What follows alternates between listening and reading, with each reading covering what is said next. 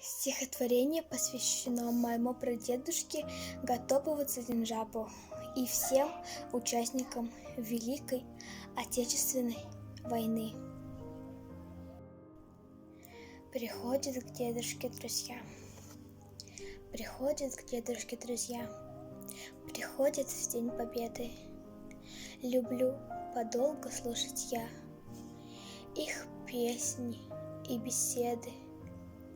Я не прошу их повторять рассказов сокровенных, ведь повторять, опять терять товарищей военных, которых ищут до сих пор награды боевые.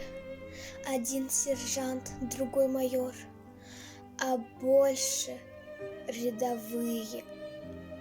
Я знаю, трудно каждый год рассказывать сначала о том, как армия вперед с надеждой шагала, о том, какая там пальба, как в сердце метит пули.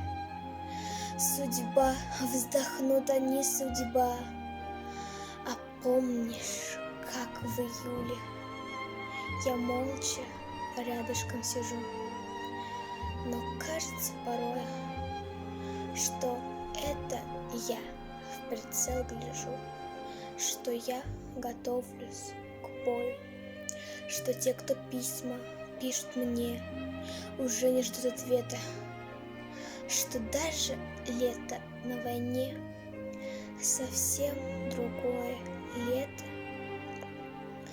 Приходят к дедушке друзья отпраздновать победу. Все меньше их, но верю я, они опять приедут.